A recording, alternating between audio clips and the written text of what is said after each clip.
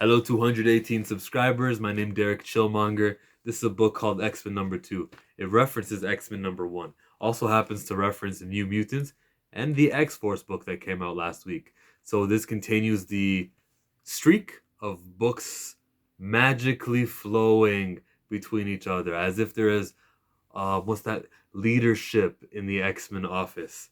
And it's only the X-Men office. Like these guys are paying attention to everything they say. There is a group text that can be confirmed, and it looks like they're communicating with each other. This isn't Claremont.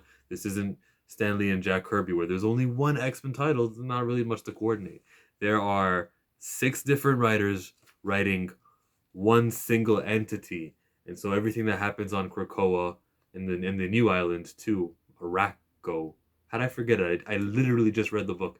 I forgot the name of the island, but everything's flowing, and I want to compliment it. So when they get home, he's like, "Yo, some stuff just happened. Oh, we're gonna go and kill some monsters." What? No call to the Avengers.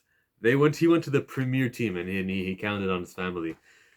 Rachel and Cable are not acting like the way that they should. They're war torn. Their future, they fought the future. They've seen the worst, and they're over here acting like kids. I didn't notice it or mind it the first issue where he was. I think he was doing dishes and complaining to his mom. Cable was acting a little kiddish. That didn't mean anything to me.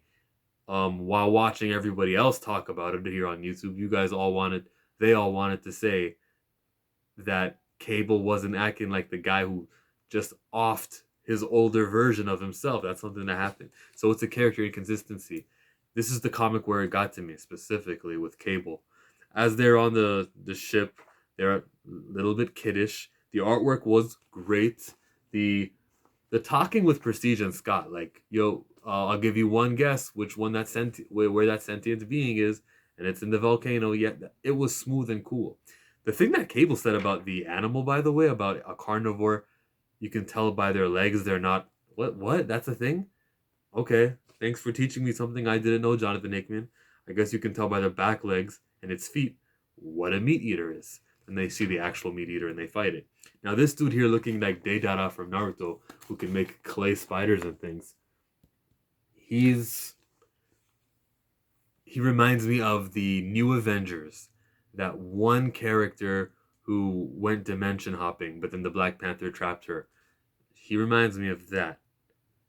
Just this abstract, weird, not wearing clothing weirdo. He's got a symbol on himself, which means it was something minor. It's just like the Phalanx, how there's the overmind, and then there's the hive mind, the white pages that go there, and there's the core mind, and then there's the Phalanx benevolence mind. The same thing. They've got the tier 1, tier 2, tier 3. Okay. People want to read the white pages, and I stay telling you people, if it's important, they'll just remind us in the actual comic book, like on these pages with word balloons. They'll get to it then. White pages, I don't know about it. So when it comes to communicating with this guy, the stupidest thing happens. And this is character assassination. I don't care what you tell me. This was like Bishop after he went after Hope. There was no coming back for him. Even right now in his Marauders, I can't. Bishop is dead to me as a character. This is like what they did to Luke Skywalker. So Cable is Gonzo. He's Rose Tico. He gave a grenade, thermal grenade, to this person. Rachel makes a big flub also, because she is one of the people who transferred over the language of Krakoa. She could have used that earlier. And if there's groups of people who don't understand each other, that's the first thing she should have thought of. The writer mentioned it and even had Rachel say, yeah, that was pretty stupid that I forgot it. That still doesn't satisfy me. Yes, he notices his flaws and he's identifying it. I disagree with the flaw even happening. For it to have even taken place is too ridiculous and too outside of reality. It shouldn't have happened. So they're chilling. They're on their horse, little Tauros bull, talking about family stuff. It's lame, and it's not for me. When we get to the fighting part, that guy summons monsters upon monsters and was right about to kill them. They had no hope until they started communicating. and they communicated. Cable joked about his thermal stuff, and I didn't laugh because he's Peter Quill at the end of Avengers at the Infinity War. Remember when they had Thanos, and he's like, "What did you do to Gamora?" No, he didn't, and he had to punch him. It's like, we could have saved the universe, but we got this movie out of it, right? So I'm not complaining too much. But he's Peter Quill right now. Like when I watched the Guardians 3 movie, I'm not gonna be cheering for Peter Quill. The thing that he pulled at the did you see the fly just enter the screen?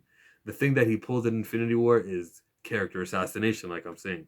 Okay? Cable, Star-Lord, Peter Quill. Luke can be redeemed if J.J. Abrams does some good stuff. By the way, did everyone watch Mandalorian yesterday? Leave a comment in the comment section. I asked you a question like you were gonna answer. So the this I did laugh at. The vines, okay? I smiled at the vines. It was cool that they came together, but then when the flower bloomed, I laughed out loud. I made an audible noise of laughter when I saw that the flowers bloomed. The two islands, they've mated and they've met each other.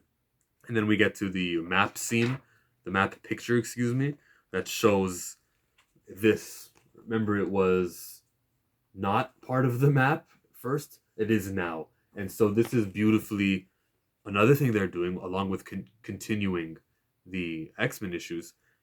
Everything, the foundation set in House of X and Powers of 10 is being built on. Every loose thread is being expanded on. Hoxpox is so special, way more special.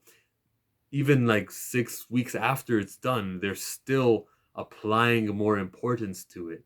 And likewise, Hoxpox is making all of these titles more important.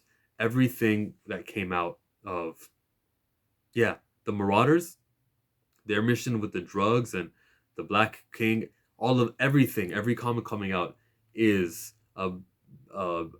being built on Hoxpox. So it's lovely. Like this is everything I can ask for as a fan. It's consistent with if you've been watching my reviews for the longest time, the things I complain about in comic books are being addressed by this. And I've gotta give it to Jonathan Hickman for being the head of X, as he says, even though he wasn't labeled head of X in this comic. I didn't check to see if he was head of X in Fallen Angels, which I just read. But I gotta give this man the utmost credit. And then we see Apocalypse talking to the kid and saying, "Yo, which one of the children are you?" And he's the Horseman of War son. And we saw her earlier talking to him inside of the volcano. Remember that the horsemen, the first original four horsemen, according to Bar Sinister, are the most beloved of the Horsemen of Apocalypse. So when he sees this dude, he's more loyal, I think, to them than the Krakoa side of Krakoa. He's more with the Araco. I'm sorry I forgot the name of it. It'll say here, Arak Coral. That's where his loyalties stand. And he hugs him, man. All right, Apocalypse, I needed you to get evil for me, and it didn't take long. Good comic book? Yes. Good review? I don't know. It's up to you. Am I worth the subscribe? Am I worth the thumbs up? Or am I worth never visiting the channel again? Hopefully not the latter. But thank you for watching.